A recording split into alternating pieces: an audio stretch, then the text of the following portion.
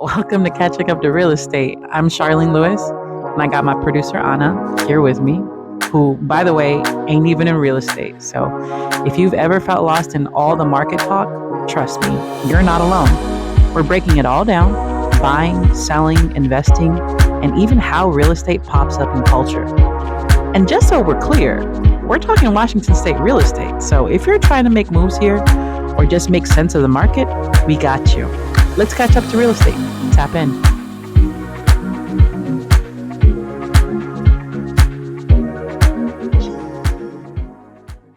Hi, my name is Charlene Lewis, and I'm a real estate agent here in Washington State.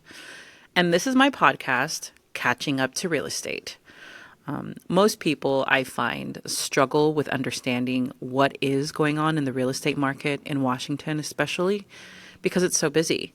And so I figured this podcast will hopefully provide you some information that will help you catch up to real estate.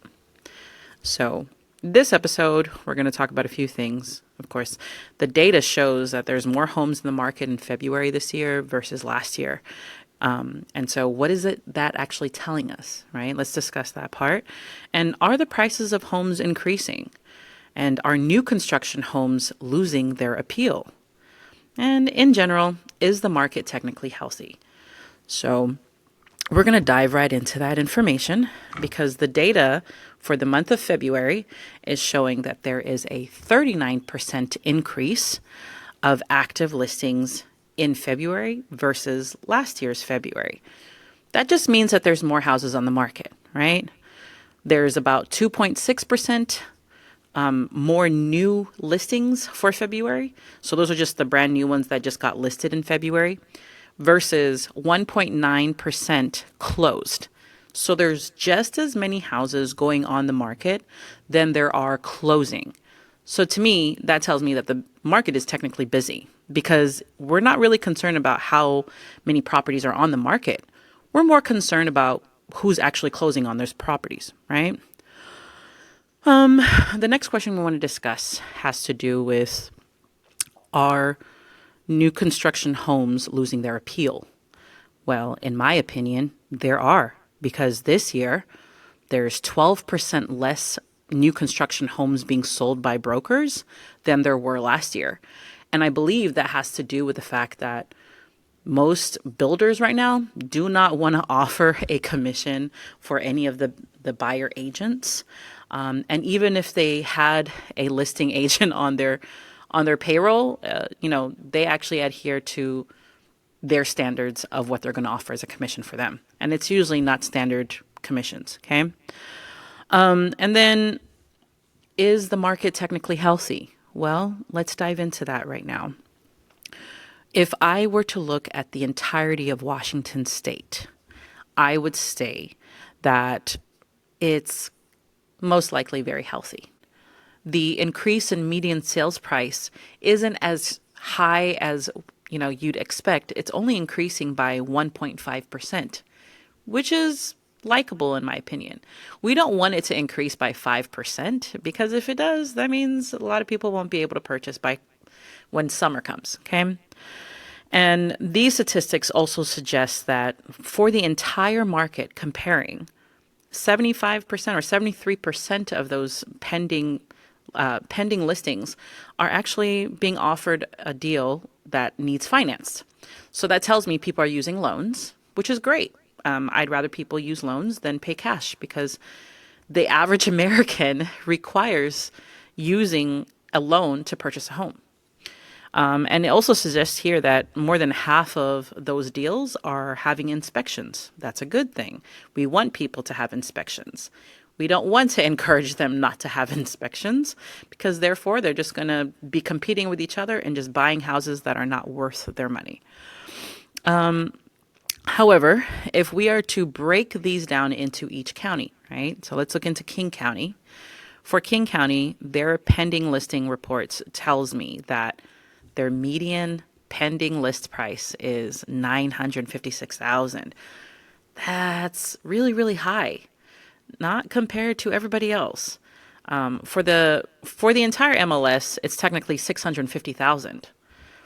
But in King County, it's 966,000. So that's like more than half increase than the median sales price for the entire Washington state. In King County, it also shows that just almost half of those are being purchased with cash. So people with cash are able to purchase in King County for a house that's almost $1 million. I wish I was in those shoes because I don't know if I could afford that type of. I don't know if I could afford that type of housing for investment. But obviously, these details suggest that there are people who are able to do that in King County. They're also not encouraging them to do inspections because a third of them actually have inspection addendums with their offers. Only a third. And then also, only a third of those houses are pending with multiple. Received multiple offers on their houses. So, I mean, there's enough competition, but there's just enough buyers who can afford to allow the market to push forward. Now, if we were to compare those numbers to Pierce County, in my opinion, is a very healthy market. The median sales price is only $569,000. It increased by 2.6% right now. That's where the pending listing report is stating right now. So that's good. I would much rather it increase a little bit than increase exponentially. Okay. Now, more than 80% of the offers in Pierce County are being offered with finance addendums, which is great. That means everybody's using a loan. That means a normal homeowner is purchasing a home in Pierce County. And more than half of those homes are offered with an inspection, which is a good thing. Like I said, it's good to have an inspection. And not a lot of homes have multiple offers in Pierce County, which means there's just enough inventory. Because if there's more inventory this month than last year's this month, right? But more houses are closing, and there's not a lot of multiple offers. That means the market is moving at a reasonable and manageable rate. Now, if we were then to compare those two counties to Thurston County, then I would say that Thurston County is an appreciating market. They're increasing in price right now. They were at $527,900 for a median pending price. Now they're at $553,000. They're increasing by almost 5%. And more than 80% of those homes are being purchased with a loan. That's a great thing to know. That means everybody's getting a loan, they're using FHA or conventional, and allowing the market to move forward. And they also have inspections. 3/4 of the houses that are being, offered on have inspections. That's great. And there's not a lot of houses that have multiple offers on it. So in my opinion, King County is most likely a very strong, ruthless market because there's a lot of cash buyers going around. And then we compare it to Pierce County, which is a very healthy market. It's not moving too fast, not moving too slow, just at a decent pace. And then we look at Thurston County. It's an appreciating market. It's moving forward, obviously. And there's nothing, I don't anticipate our market crashing anytime soon. But we'll see how this year treats us, okay? But now that we've caught up to the statistics for catching up to real estate, we're going to talk about a few questions that some buyers, sellers, maybe even investors may have to get clarification. And we are going to dive into, let's see, the first question that I'd like to address with most people is, should I get pre-approved, and what's a first-time home buyer loan, right? Well, you should definitely try to get pre-approved first, because you don't want to go look at a house and say you love this house so much and realize that you can't actually afford that house because when you went to finally go get the loan, they told you some nonsense and you can't even fulfill the terms in which your lender will then approve you for the amount of money that you need. Okay. So it's very important that you do get pre-approved. What's a first time home buyer loan? There is not technically a real first time home buyer loan. There's really something called an FHA loan. It is the most lenient, the cheapest, and compared to USDA, it is the most frequently used loan as a first time buyer. A first time home buyer loan, like I said, it's not necessarily something that's common. It's just that the FHA loan is a loan that is used quite commonly by people who are just starting to buy their first home. And the reason being, it's because you only need about 3.5% to put down on that loan. So unless you're using down payment assistance. Now, let's not discuss down payment assistance in this question. We're going to discuss it as, a normal first-time home buyer. You've been working your butt off for 5 years. You have all this money that you've been saving up, and maybe that's only $10,000, maybe that's $50,000, right? But for a first-time home buyer, you want to utilize the FHA loan because it is, first off, the loan itself also makes sure that the house that you're purchasing does not require major rehab. And the reason why you want to do that is because most people don't want to just move into a house and have to do so much work on their house, right? You leave that for the investors. They have the money to deal with that. But for you, the first-time home buyer, you want to use a loan that it's minimal for your pocket in the beginning, and you want to make sure that the property that you're going to move into is trustworthy. So an FHA is very reliable. They will make sure that the seller adheres to certain standards of functionality for the house. So that answers 2 questions. I hope that helps anybody out there. Going into a second question, we're going to discuss this one. It's what should I disclose to potential buyers? Now, I don't know if you guys know this, but when you are getting yourself ready to sell your home or property, whatever that is, even a piece of land, you, the seller, are given the opportunity to provide something we call a seller's disclosure document. Okay. If your agent doesn't provide it to you, then you probably want to ask them to provide you that document so that you can disclose any deficiencies that you prefer to disclose to the buyer. Now, reality is, if somebody died in your house, because everybody asks this question, do I have to tell anybody that my grandmother died in my house? No, you technically don't. You technically don't have to. That has nothing to do with the functionality of the house. People die and, people are birthed every day. Okay. So that has nothing to do with the functionality of your house. However, if somebody,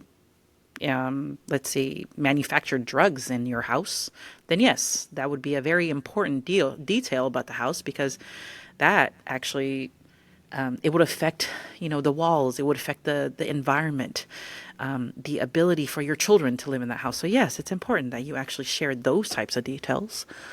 And if we're talking about, if your question about what should I disclose to potential buyers is a very surface level, then there's not really a big restriction on what you can or cannot disclose to your buyers, honestly.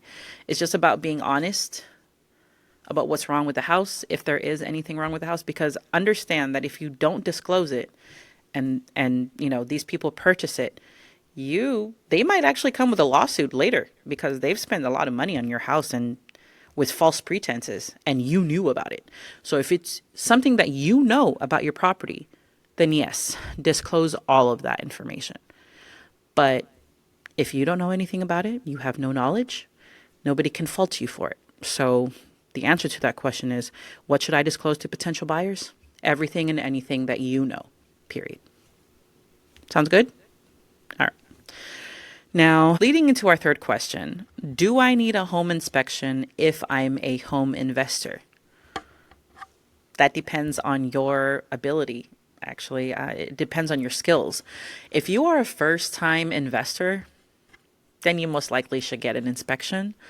But while you're getting the inspection done, you should probably be present and learn about the inspection. Learn about what the inspector is looking at, especially if you are somebody who is looking towards becoming an investor for a long time. Okay. So that way you can acquire more skills of knowledge, knowing what's wrong with the house and how do you identify what's wrong with the house. Okay. But if you have been in the industry for a long time, I don't think I have to tell you that that's really up to you at that point. Most investors that I know who are seasoned, their inspection is them bringing their friend who's a construction worker and looking at the house with them together. Then they identify what they want to do and then they just move on.